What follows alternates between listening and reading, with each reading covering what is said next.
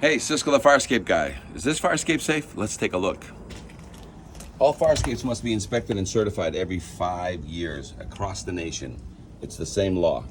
Okay? So if you have a Firescape that looks like this and it's rotting, the treads are rotting all the way through, that Firescape ain't safe. It's going to hurt somebody. It's going to hurt you or a fireman trying to save you. So again, all Firescapes must be structurally sound and must be kept painted. This one has not been looked at in over 25 years to grow this much rust. So now what do we have to do? What can you do? What you have, if you have a Firescape that looks like this, take a picture of it, send it to your landlord and send it to your management company, and you say, hey, this doesn't look right. I don't feel safe. If they ignore you, send the same picture to fire prevention or building department and say, hey, can you come look at it? And they will. They'll come in and look at your Firescape. Okay, because the law is very clear. These things must be ready for instant use every 5 years. That's the law.